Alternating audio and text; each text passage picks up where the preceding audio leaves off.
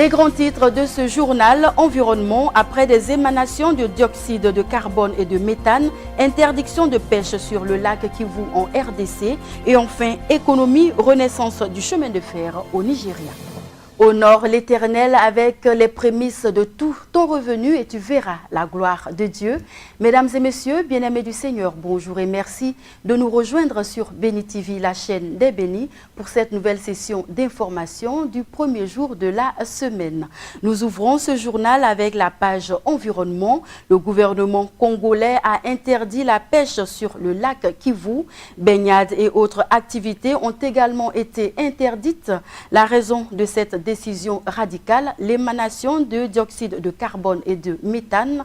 Des cas de décès dus à ces gaz ont même été signalés. Les détails dans cet élément. Pêche interdite sur le lac Kivu à l'est de la République démocratique du Congo. L'annonce est formelle, toutes activités, baignades y compris, sont prohibées. Plusieurs incidents de noyade ont été signalés et selon les autorités locales, ils auraient été provoqués par les niveaux élevés de dioxyde de carbone et de méthane. Il faut dire que le lac Kivu renferme plus de 300 km3 de ces gaz au fin fond de ses eaux.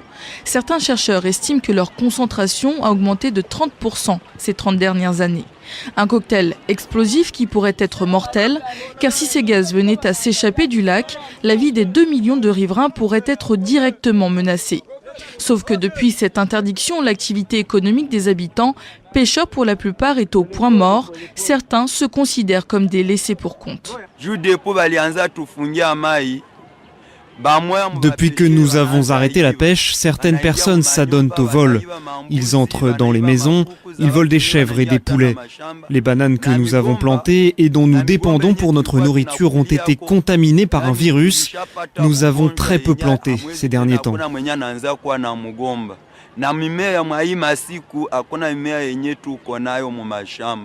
Dépendant des eaux du lac Kivu, beaucoup ne cachent plus leur inquiétude.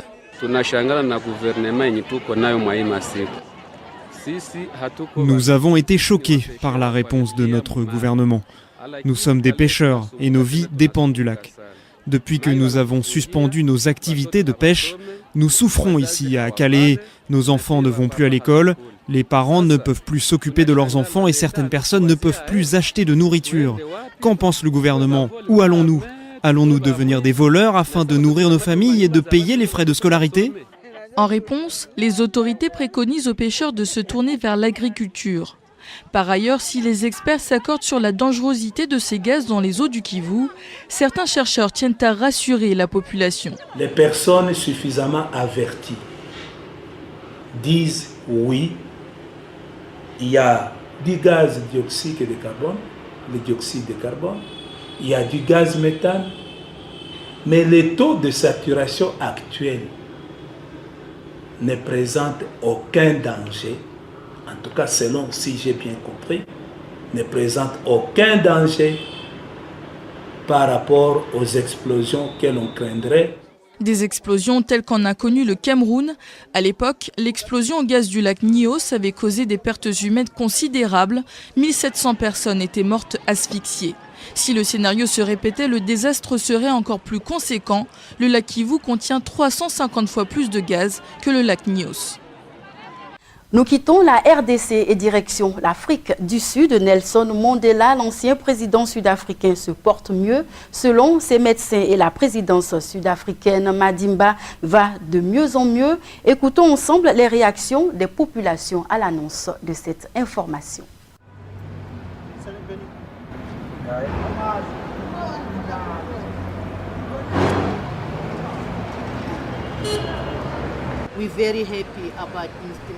Nous sommes très contents que Mandela sorte de l'hôpital. Nous espérons qu'il aille mieux rapidement. Je suis très inquiet parce que s'il décède maintenant, nous ne savons pas ce qui se passera. Nous avons encore besoin de lui, même s'il est vieux, il est notre héros. Nous l'aimons, nous espérons le meilleur et nous prions pour cela.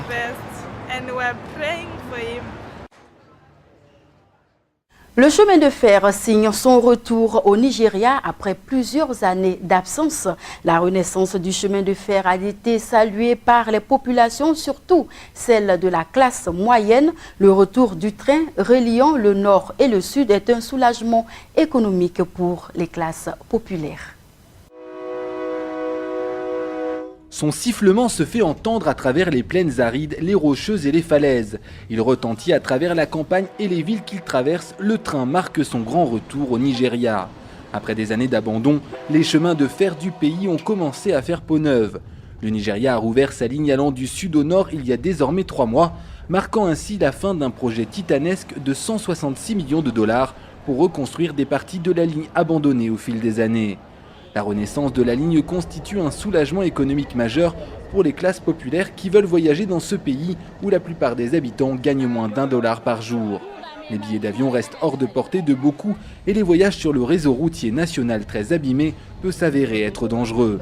Mais pour les passagers, même si la réouverture de la ligne est une bonne nouvelle, beaucoup de progrès restent à faire. La plupart de ces wagons de train que vous voyez, ils sont démodés, mais en raison de la pression des gens, nous devons faire avec. Vous savez, il y a besoin d'améliorer le service, vous pouvez voir comment les choses sont. Ce n'est pas en quelque sorte favorable, mais quoi qu'il en soit, les choses s'améliorent. Face à la situation tendue dans le nord du pays, craignant une attaque des groupes djihadistes extrémistes, la sécurité a néanmoins été renforcée. Une équipe d'agents de la police fédérale du Nigeria armée de fusils d'assaut est présente à bord du train. Les wagons sont le plus souvent complets, voire parfois en surcapacité. En seconde classe, les voyageurs débordent dans les allées, preuve du succès de la ligne sud-nord. Nous ne fonctionnons qu'avec un train par semaine, donc si le gouvernement peut nous donner plus de voitures et de locomotives, nous pourrons mettre en place 2 ou 3 trains par semaine pour faire le trajet Lagos-Kano. Le train relie le sud au nord en 34 heures, 57 minutes et 6 secondes exactement, quand un vol direct entre les deux villes prend généralement 1h30. De Lagos à Kano, un billet pour un lit dans une voiture de première classe coûte environ $32, un siège de première $19 et un billet de seconde $13. Un coût qui, même faible, n'est pas encore à la portée de tous les Nigérians. Dans le reste de l'actualité et direction la France, les opposants au mariage homosexuel sont une fois encore descendus dans la rue le jeudi dernier à Paris, au premier jour de l'examen du projet de loi par les sénateurs. Des milliers d'opposants ont manifesté bruyamment leur mécontentement. Concert de sifflets pour les uns, prières pour les autres, tous étaient au rendez-vous.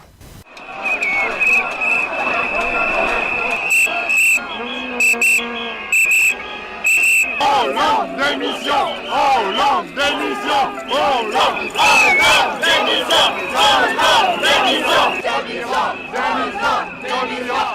Nous avons 2 solutions, le retrait ou le rejet. Et pendant tout ce temps-là, le débat, l'action bruyante, mais l'action pacifique, toujours. Sainte Marie, Mère de Dieu, priez pour nous pauvres pécheurs, maintenant et à l'heure de notre mort, ainsi soit-il.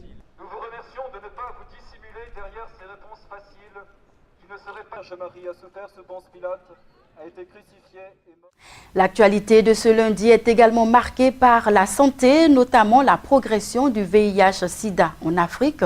34 millions d'individus dans le monde vivent avec cette maladie. 69% des malades se trouvent en Afrique subsaharienne, selon les dernières statistiques.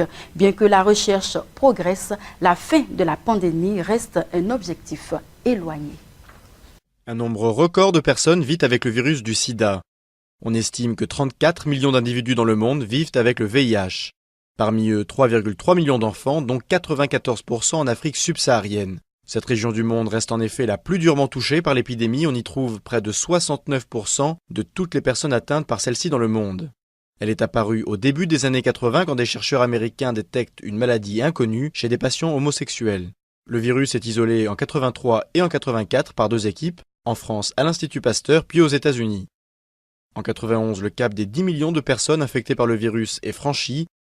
Cette même année, le ruban rouge est adopté comme symbole international de sensibilisation à la maladie. Les trithérapies font leur apparition en 1996. La progression des traitements, qui a fait baisser le nombre de décès à 1,7 million par an, Et les résultats cliniques récents qui montrent l'efficacité des antirétroviraux pour prévenir le risque d'infection chez des sujets séronégatifs laissent penser qu'il est possible d'accélérer la diminution de nouvelles infections. Quant au vaccin, bien que la recherche progresse, les virologues estiment qu'il y a encore un long chemin à parcourir avant d'y parvenir. Mais malgré ces avancées et le rythme actuel de baisse du taux d'infection, moins 22% en 10 ans, la fin de la pandémie reste un objectif très éloigné. L'affaire Cahuzac en France remet au goût du jour les paradis fiscaux avec en première ligne les sociétés offshore utilisées par certains actionnaires pour tirer des profits tout en restant anonymes. Comment fonctionnent ces paradis fiscaux? Réponse dans cet élément. Prenez une bonne loupe, pointez-la sur les Caraïbes et vous découvrirez peut-être Anguilla.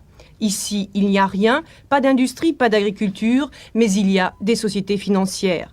Elles s'épanouissent sous un climat favorable, le secret bancaire.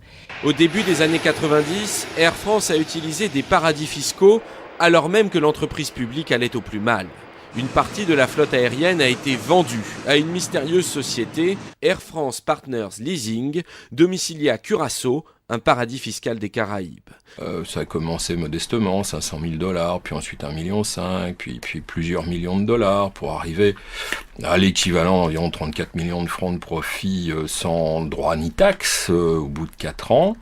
Pas d'impôts, secret bancaire, anonymat garanti. Les ingrédients des paradis fiscaux ont séduit à la même époque les dirigeants du Crédit Lyonnais ou encore ceux d'Elf. En Italie, le scandale Parmalat a montré comment des milliards d'euros pouvaient disparaître en toute discrétion. Vous avez quelques millions à mettre à l'abri, vous voulez créer une société en toute discrétion. Au Luxembourg, on peut vous aider. Il suffit d'emprunter la rue principale, elle est piétonne et bordée de sociétés spécialisées dans les montages financiers. Nous sommes allés voir l'une d'elles, le patron nous reçoit sans rendez-vous. Sur son site internet, il affiche la couleur. Il vous propose tout un catalogue de paradis fiscaux prêts à domicilier votre entreprise. Anonymat garanti, pas de comptabilité, aucun compte à rendre. Le gouverneur de la province de Buenos Aires se souviendra de son accueil à Plata. Il n'était pas le bienvenu le jeudi dernier dans les quartiers les plus inondés de la ville argentine où les habitants se sont sentis abandonnés. Certains ont indiqué n'avoir vu aucun secouriste depuis la brusque montée des eaux dans la nuit de mardi à mercredi dernier. Le gouverneur de la province de Buenos Aires se souviendra de son accueil à La Plata. Il n'était pas le bienvenu dans les quartiers les plus inondés de la ville argentine où les habitants se sont sentis abandonnés. Certains ont indiqué n'avoir vu aucun secouriste depuis la brusque montée des eaux dans la nuit de mardi à mercredi. Selon le gouverneur, le bilan est maintenant de 57 morts. Monsieur le gouverneur se montre maintenant alors que nous avons failli mourir noyés, crie cette femme. Qu'il aille au diable, car nous avons tout perdu. Une vingtaine d'habitants de La Plata sont portés disparus. Sur les 2500 personnes qui ont été évacuées, seule la moitié a pu regagner son domicile. Mais pour le retrouver souvent dans un triste état. Et l'assistance a du mal à s'organiser. La seule chose que nous avons pu faire, raconte cet Argentin, c'est d'aller dans un centre où la Croix-Rouge se trouvait. Nous avons donné notre nom et finalement nous avons pu avoir un matelas. Une trentaine de centres d'hébergement restent ouverts à La Plata. La présidente argentine a décrété 3 jours de deuil dans le pays. La vérité finit toujours par triompher, sauvée à coups de milliards après la faillite de la banque britannique HBOS en 2008.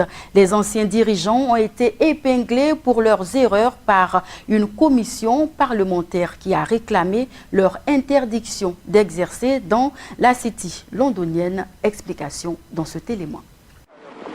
Les anciens dirigeants de la banque britannique HBOS, sauvés à coups de milliards de livres sterling par l'État en 2008 durant la crise financière, ont été très sévèrement épinglés pour leurs erreurs par une commission parlementaire qui a réclamé leur interdiction d'exercer dans la City londonienne. Il s'agit de 3 anciens dirigeants de la banque HBOS depuis 2001 jusqu'à 2008, date du sauvetage. James Crosby, directeur général de 2001 à 2008, Dennis Stevenson, président du conseil d'administration de 2001 à 2008 et Andy Hornby, PDG de 2006 à 2008.